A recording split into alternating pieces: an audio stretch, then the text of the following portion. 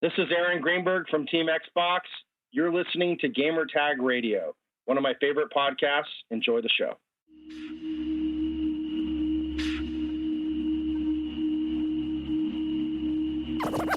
Ladies and gentlemen,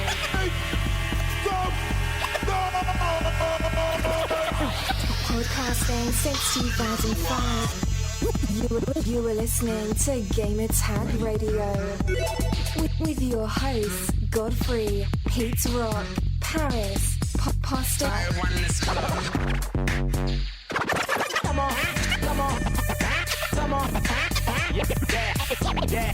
Yeah.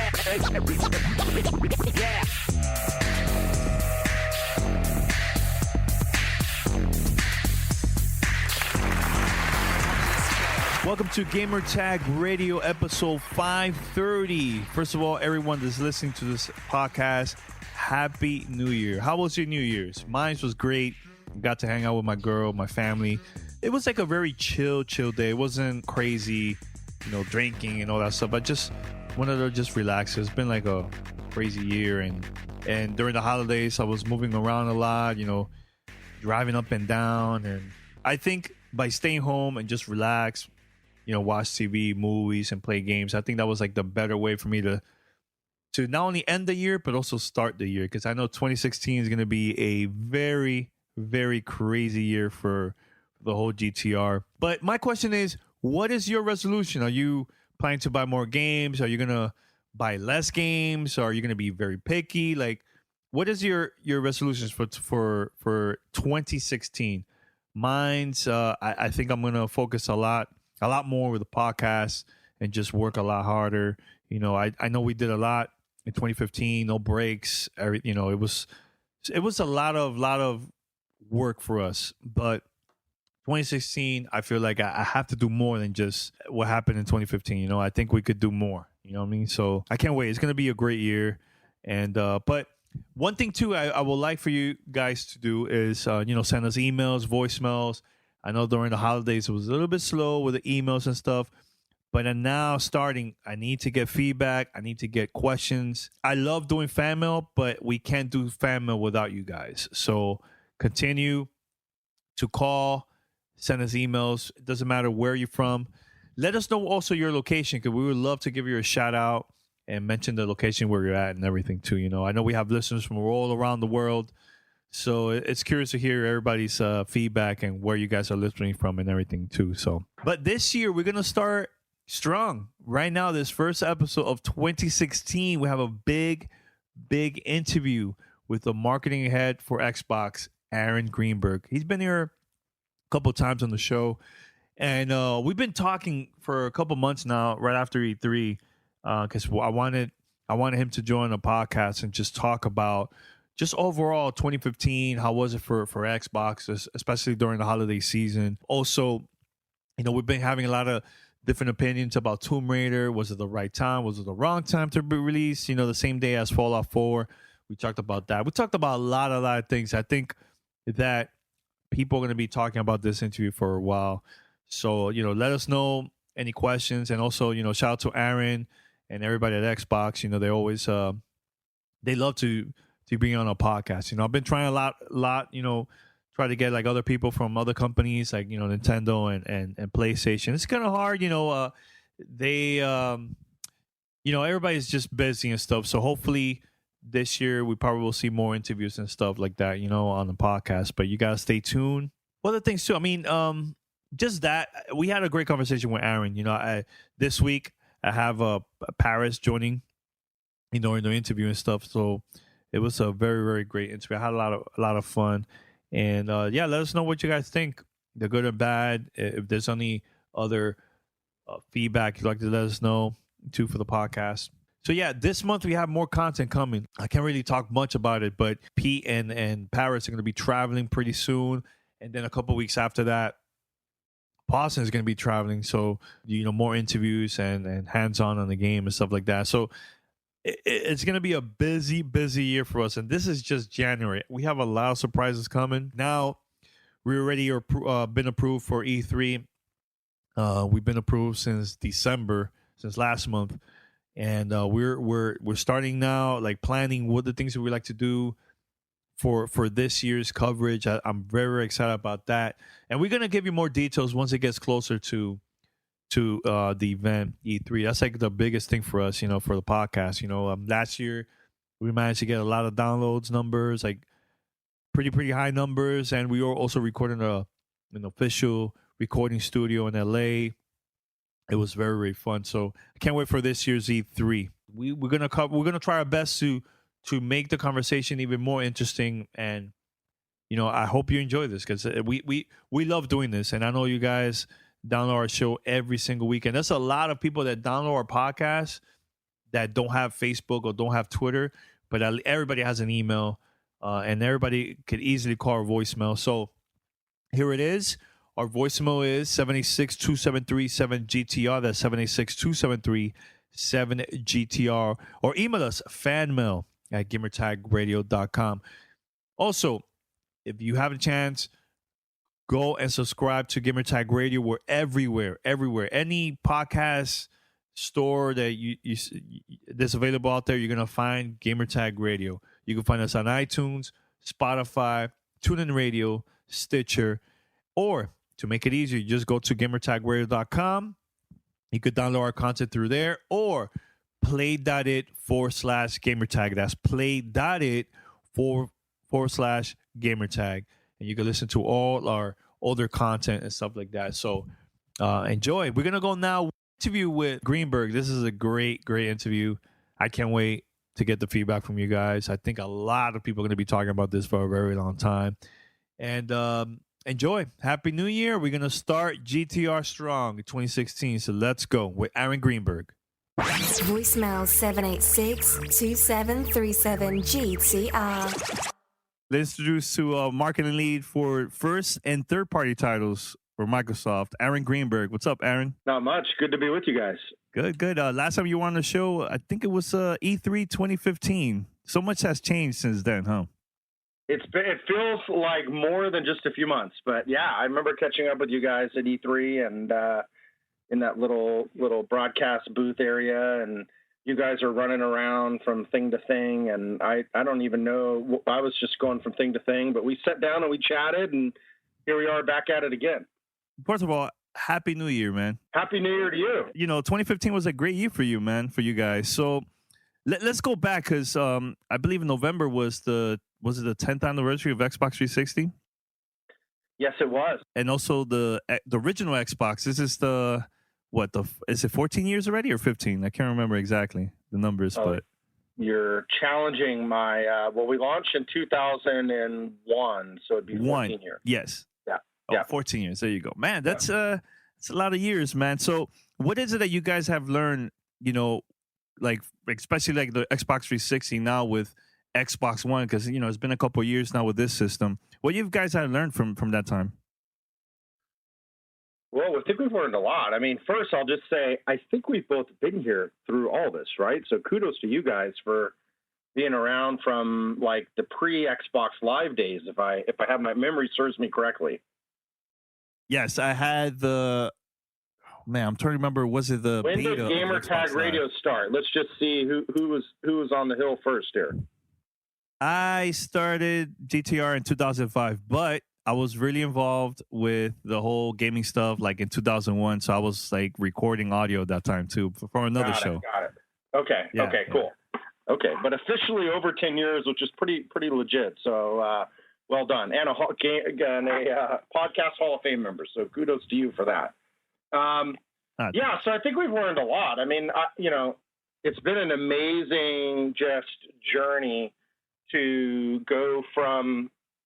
I remember joining the Xbox team in early 2000, and we were in like one corner of a floor of a building pretty much. And we had a couple, what we call internal like email aliases of like groups that you would email. It's a common thing at Microsoft where every group has an alias, and there's probably thousands of aliases now for the Xbox team. And at that time, I think there was one or two. And I remember because people would email and say they had like free Sonics tickets and like, and things like that. So to give you a sense, the Seattle Sonics were here.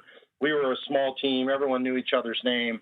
And it's just a small group of people that had this great idea to go build a video game console inside of Microsoft. And it was just so exciting, and the idea and the opportunity. And mostly everyone was working hard to try to convince our management team and executive team to fund and support it. And, it's amazing. I think we've learned a lot. A lot of people have joined the business along the way. Some people have come and gone, but, through that, I think we've, incrementally continued to build knowledge, to build our experience in the game space. I think we've created a lot of amazing products, both, consoles and accessories and games.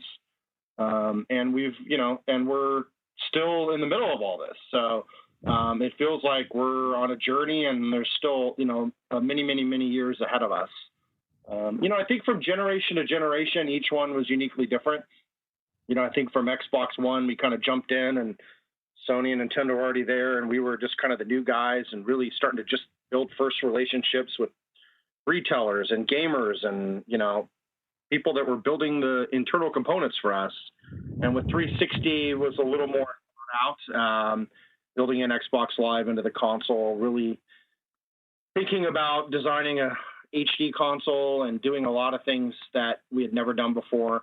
And so really proud of the work there. And then with Xbox One, we sure have been on a journey with that. And I'm really proud of what the team has accomplished, particularly the last, couple of years. And so it's just been, I think every generation you got to, it's a new tack. You got to re-earn your fans. You got to, invest and make your bets in different ways. And so it's a fascinating industry. It really doesn't compare to much else. The console market in particular is so different than any other consumer electronics, or you try to compare it to car models or, any forms of entertainment. It really is unique and different. And so I just feel really fortunate to have been a part of it and continue to be a part of it.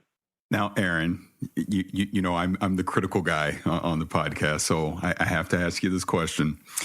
Looking back at 2015, the tagline has been, "This was the greatest holiday lineup for Xbox One in its history." So looking back, would you agree with that statement? Yeah, it's a statement we put out there, and I think I may have come up with this line. I'm not I believe I did, but greatest games lineup in Xbox history. And so it's a little bit provocative, but we really believe that when we looked back at the lineup of games that we brought this holiday, starting with Rare Replay, then Gears of War Ultimate Edition, Forza 6, Halo 5, Tomb Raider, it's, in my point, I think I stand by it and say, hey, it does feel like the greatest games live we ever had in Xbox history. It is that point in the generation where you really start to hit that sweet spot. I think some people have compared it to 2007, for example. That was our aspiration. And we delivered all our titles on time. We delivered all our titles at quality. We had 80 plus Metacritic for all of our titles that we published, all of our big exclusives. And our sales results have been really strong. So from our standpoint, we're really pleased with the performance. But of course, whenever you make a claim like that, you'll have a group of people that will agree, and then you have a group that will maybe have a different year that might have been their favorite. But I don't hear anyone calling us completely crazy. So I think it's rooted in some pretty credible evidence.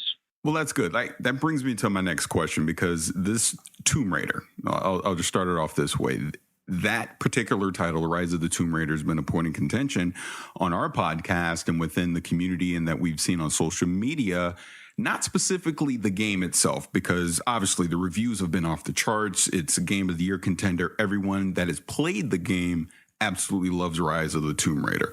My particular question to you is, why put it out in November? Why specifically put it out same day as Fallout 4, in between Black Ops 3 and Star Wars Battlefront? Because when I look at that date of time, it almost seems like you sent it off to fail, in my personal opinion. Because as a gamer, I feel like if it would have come out in August or September, I would have run out and picked it up because of the word of mouth and the great reviews that it had. Or if it came out, let's say in January or February, I would have picked it up as well. So like me personally, I have not played Rise of the Tomb Raider. And the reason I've not played it is because I'm playing Fallout 4, I'm playing Black Ops 3, I'm playing Battlefront. And I feel like as a single player game, there's no rush for me to pick it up at its retail price. So I've decided I'm just going to wait until I find it on a discount. So what would your reply to that be? Was it a good idea to put it out in November?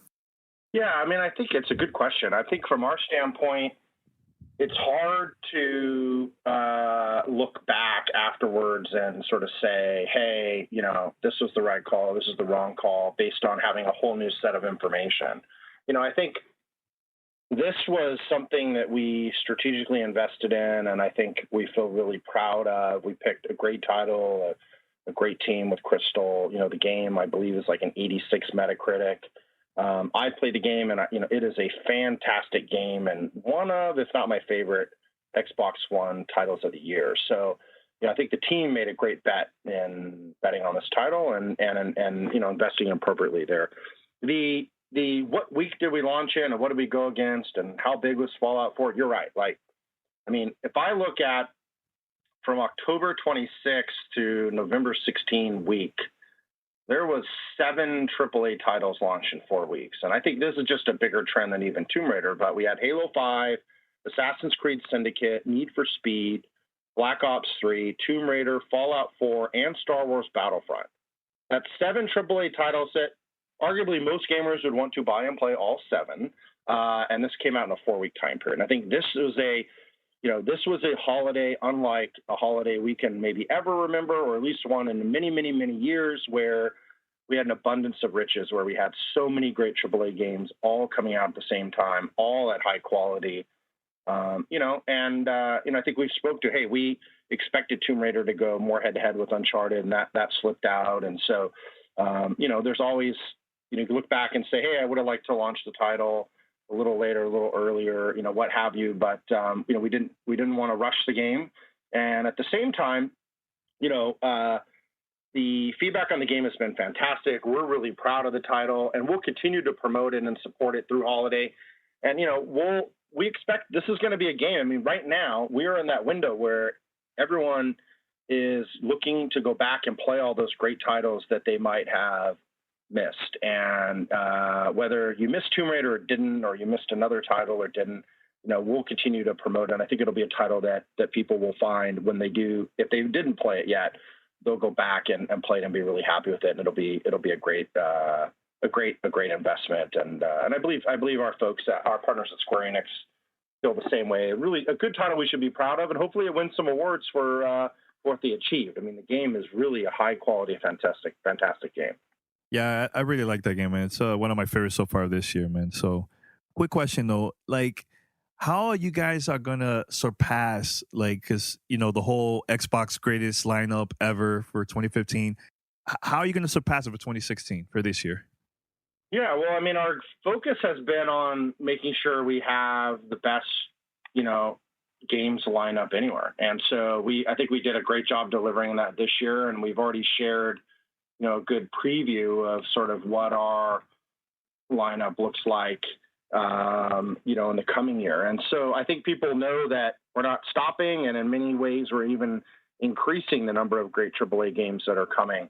You're right. We have to do some thinking about how many titles can we launch in one holiday, and what we do know. Hey, first I'll tell you an interesting fact. We don't have the final data for December yet, but our exclusive titles this holiday sold 88% more units than our exclusive titles last holiday. So all up, when you take all those great titles and combine them together, Halo and Forza and Tomb Raider and Gears and all, Rare Replay, et cetera, we saw a massive increase in game sales. We also saw a lot more console sales. We've seen live engagement grow year over year. So we really primarily measure ourselves against our own yardstick of what we did the previous year. And so we're seeing fantastic growth and results year over year as a result of that lineup. Now, as we look forward to 2016, We do have more games. We do expect to sell more games. We do expect it to be even a bigger year than this year. We'll be sharing more about that lineup later in the year. But I think, for us, gamers have a lot to look forward to. We've definitely shared some of our really, really big titles that we're excited about, like, of course, Gears of War 4 and Halo Wars 2 and, ReCore and some other big hits that are coming. And we'll talk more about the lineup and some other surprises as we get later into the year. I want to go back to E3 when we sat down at that time. You showed us that Xbox Elite controller, and we all agreed at the time, amazing controller, super sexy, would love to have it. But you even said it's not necessarily for the average gamer, and that's why it's priced as such. This is for, more competitive gamer, professional, etc. Well, funny thing happened. This thing came out, and you can't keep it on the shelf. So were you guys completely caught off guard by this? Oh yeah. I mean, absolutely. I mean, I think I give the team a lot of credit. They went off and said, we want to create the most premium, incredible, pro controller that's ever been made. And when you sort of say budget's no limit, quality bar should be as high as you want, go and get feedback from pro gamers, really think about building the ultimate controller. And they did that with the Elite controller, and, demand has been high. We're been sold out at most of our US retailers since launch. I can't speak for everywhere in the world, but I've heard similar feedback in Europe, and the team is working hard to replenish stock as much as they can. We do actually have more units that come in every week, but with that said, no one would notice because they're gone or they're pre-sold before they even arrive. And so it's great. It's great to have a hit like that. And I think it really speaks to people are willing to pay for a premium product when it is really unique and differentiating and delivers great value to them like that product. And I absolutely love my Elite controller and would not use anything else if I was given the choice. Welcome to Play It, a new podcast network featuring radio and TV personalities talking business, sports, tech, entertainment, and more. Play it at play.it. Voicemail 786-2737-GTR. I know Quantum Break is coming out in a couple of months. How's been the process so far of working on this game, behind the scenes and stuff for you guys? Because there's been a lot of changes for the past couple of years now, and I'm very excited for this game, man. So. Oh, absolutely. I mean, I played Remedy games over the years, and I remember like the original Max Payne and playing that game all the way to the end. And I think what they do that's so special is they really build on the really, really deep narrative, deep story. The investment in the really believable characters, and it just feels like you're playing a movie. And so Remedy is a team that makes really high quality games and does it in a way that people often are highly anticipating them, and then when they come out, they deliver. And so we expect Quantum Break to be a really innovative game. I think could be one of, a real breakout game that delivers a lot of innovation beyond maybe even what we've seen from other titles so far this holiday. The whole cross-media experience that they're doing, this hybrid between, live action and, the in-game stuff, having Sean Ashmore as the Jack Joyce is playing the lead character in the game, but also in the live action. And, they're kind of using these two narratives to tell one story. And, it's interesting. I mean, it's a different palette for them. It allows them to create a more rich, complex, really unique and captivating experience in a way they've never been able to do that before. And so we're really excited about the title. We have some exciting things happening around the marketing of it. And we've already, shot our first TV commercial for it. And so team will be sharing more as we get closer to launch, but it's great to have a big AAA exclusive for our fans coming in the first half of the calendar year, and nice to sure didn't need that title this holiday. So I'm glad we made the right call to move it out and give it some more time, and it'd be great to get everyone's reaction when it releases. I've been curious, for the past year or so. Ever since I got the Xbox One, I haven't really been purchasing a physical disc. I'm always either getting it digitally and stuff. And I even bought like a hard drive just for my digital games and stuff. But how's it been sales-wise digitally compared to like the previous years? Is it getting more support digitally, or you think it's kind of like close even to physical copies? Yeah, I mean, digital is definitely growing for the industry all up, but it tends to be a bit seasonal, So during the holiday time period, we see a lot more gift giving. We see a lot more purchasing of physical product. And what we've really done is invested to make sure that what we want to do is give consumers choice and give our retailers choice. And so whether it's a physical version or a digital card, which we call code to content, where we have a digital, card that you can buy at retail, we want consumers to be able to decide whatever they want. I mean, I get the benefits of digital. You can download it, store it on your hard drive, and play it instantly whenever you want it. And of course, with physical, you can take it to a friend's house. You can loan the game out to a friend. You can also trade the game back in if you choose to. And so just, it's good to have choice and good to have both benefits. Overall, digital has been growing, but still the large majority of our game sales come through physical. Yeah, I want to go back to hardware for just a second and talk about the Xbox One wireless adapter. Recently, it was announced that Windows 7, and was it Vista as well? But I know it was definitely 7. You have driver support for that now. Any chance we're going to see some driver support for SteamOS, Linux, and OS X? Was that a question from the Master Race? That was a question from Paris because I won it. Okay, just check. No, but when I get into Vista support, just a little curveball. Didn't see that coming. All right, it's all good. We love you, Paris. So yes, they did. The wireless adapter is basically to allow wireless compatibility with your controllers. I know they did it first on Windows 10. I believe they've enabled it for the other versions of Windows. I'm not up to speed on how many different versions and compatibility, but our games are made to work with it. And I know it really depends, I believe, on the developer if they allow that game to support our controller or not. And I know a lot more of the titles are now, coming both, to the PC and to the console, and being able to take your controller and just play it on the PC is great. Or if you're streaming to your Windows 10 PC, that's great as well. And the adapter just makes that a little bit easier for folks. Okay, fair enough. I've been thinking about this for a while because I know you guys announced about having the Xbox 360 compatible to play on Xbox One and stuff. Are we ever going to see maybe also the older games for the original Xbox? Because I know people have been asking that on Twitter to Phil.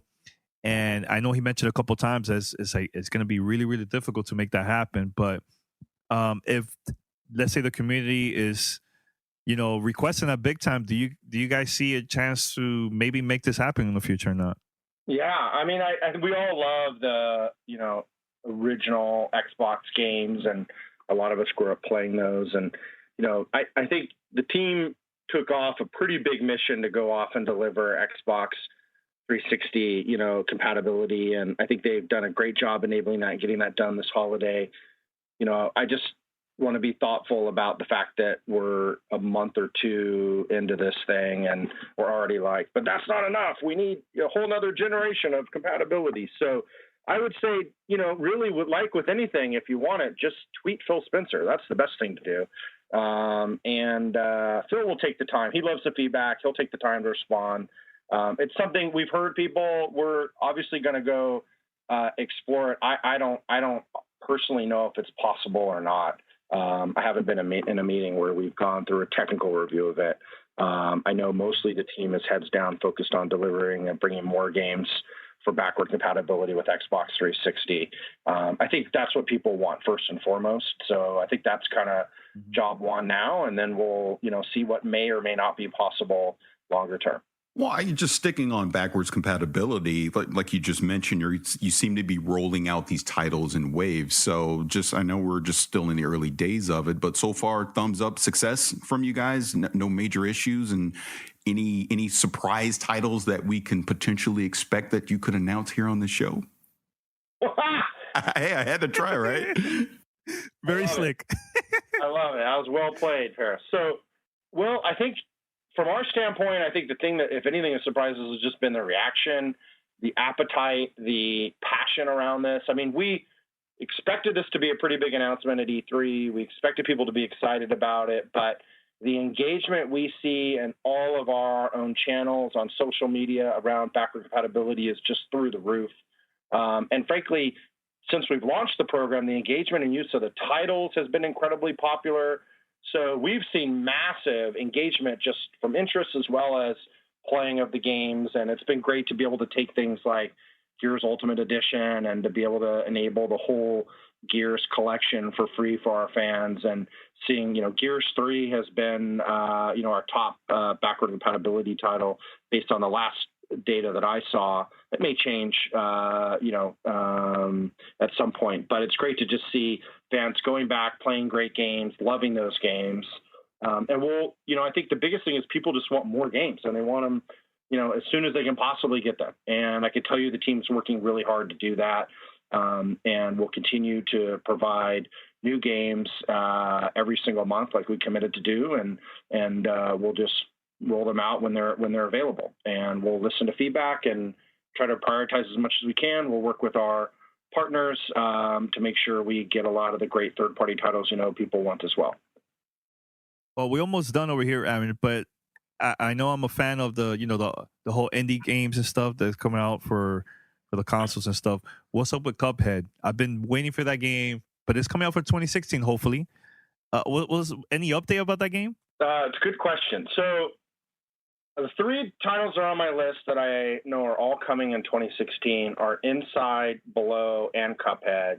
And I know all three, we have some level of exclusivity or some sort of, special window at least. They're launching first or entirely exclusive on Xbox. And so those are three huge ID titles. I know you played Limbo. You're definitely excited to see what Playdead's bringing next. With Inside, we know the guys at Cappy make incredible games, and people have been highly anticipated. Below has been a title that's been anticipated for a very long time. And then Cuphead is a console exclusive for us, lifetime exclusive. And so that's a big title that we've bet on. And, none of these titles do we want to rush, but it is one of the big exclusives we're looking forward to for 2016. And, and the game is fantastic, and we'll want to make sure it's released when it's ready, but it's absolutely planning to come out in 2016. And as we get closer to timing, we'll share more details, but lots of great games to look forward to. And yes, we know everybody is looking forward to Cuphead in particular. And good news is that hopefully they won't have to wait too long because it is coming in 2016. Good, because, I loved, Ori and the Blind Forest. I had a blast with that game. That game to me is very, very special, and, I hope to see more games like that in the future for Xbox, and especially now Unravel is coming out, I believe, in February. That's a pretty good game too to purchase.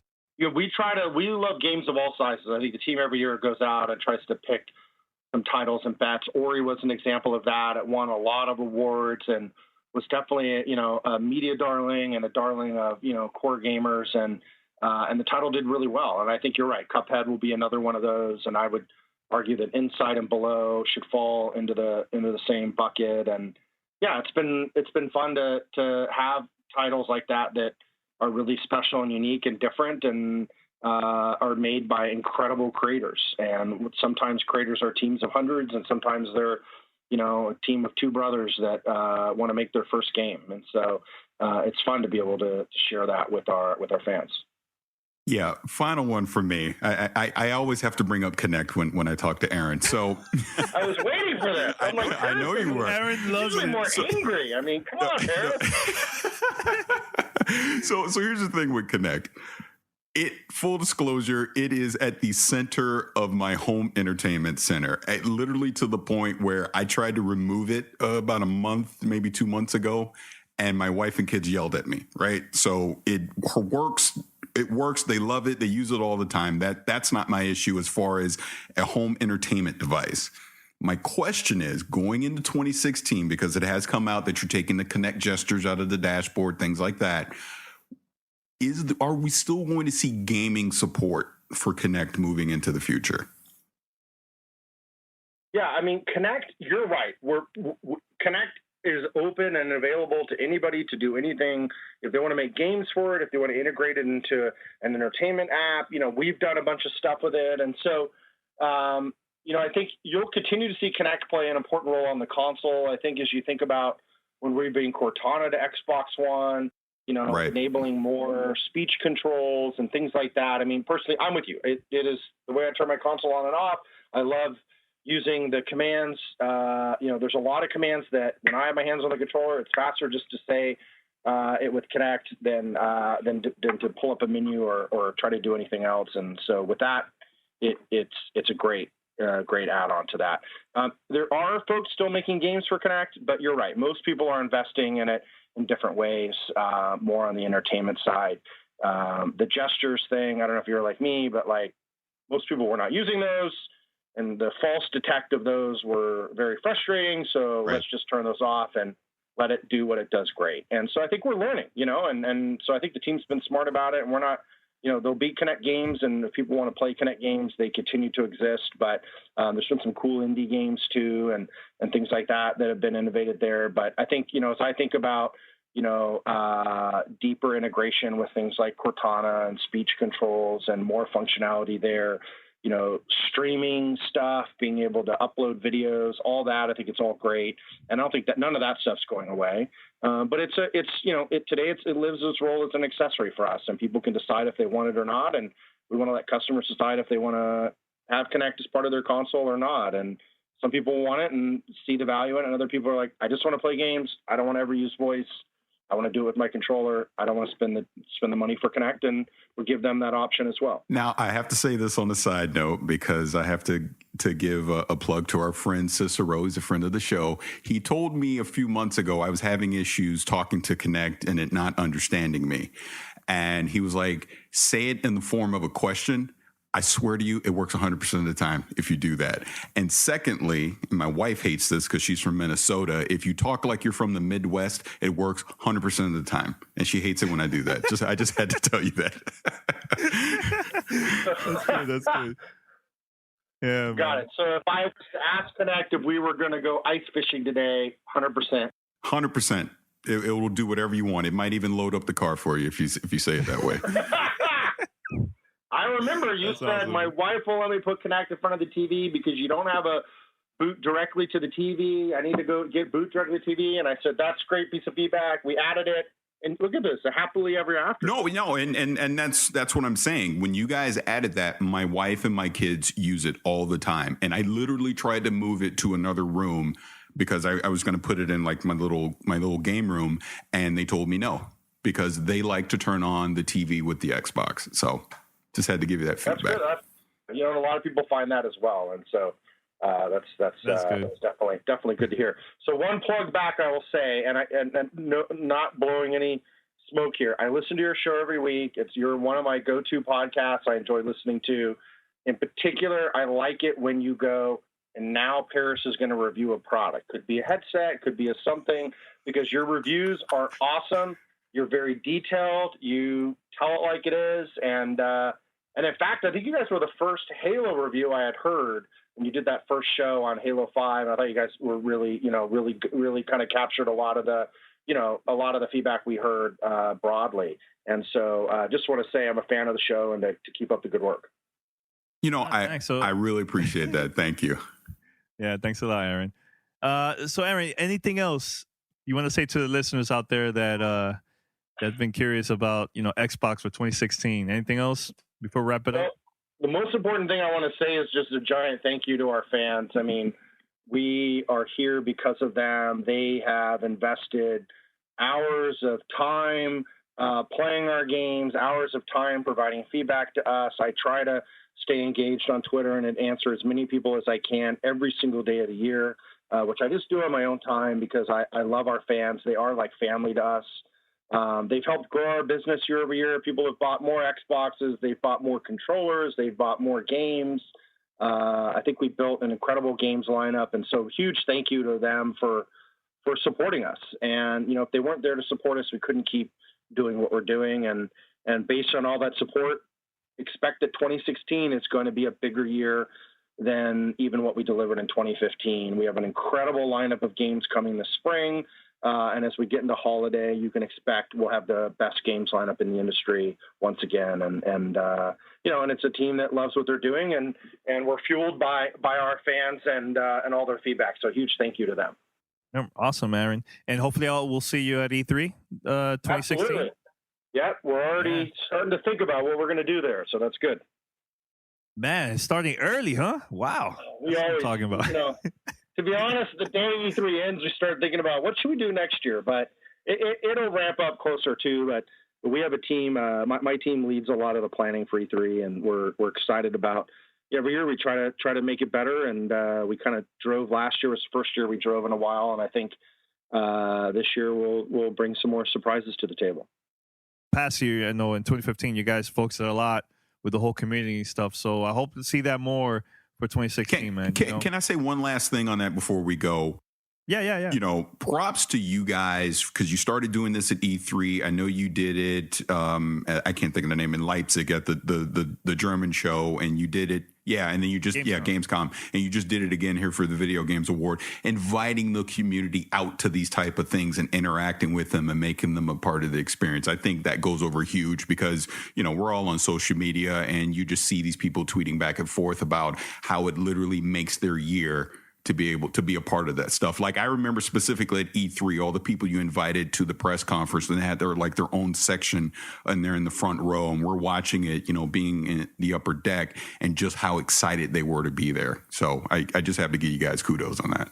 I appreciate that. No, we love our fans, and it's a commitment to try to involve them and give back to them as much as we can. And fortunately, we've been able to do that at a number of our events this year, and they've all showed up, from E3 to Gamescom we had a whole group of people come with us to the Game Awards, and it's just like friends or family. If you were going somewhere, you'd want to invite them. And so that's the same way we think about our fans. And, we want them to be there with us every step of the way. And it is awesome to see people say like, oh my God, at E3, it was like the best week of their lives. And I mean, people were in tears and were thanking us like at the end of the week. And it's just incredible to see the reaction and how lucky we are to be in jobs where we can make those types of dreams come true. And we definitely want to continue to do that for our fans.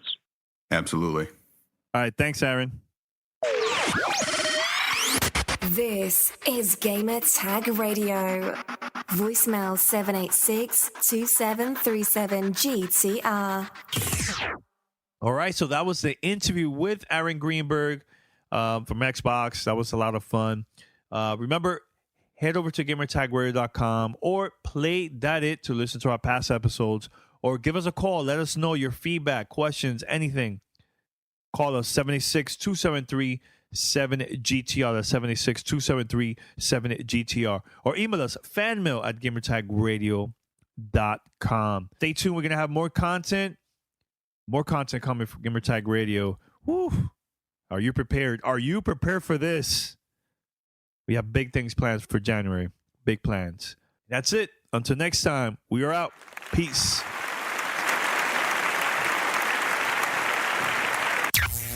You're listening to Gamer Tag Radio. Be sure to like us on Facebook. Follow us on Twitter. Thanks for listening. Tune in next week.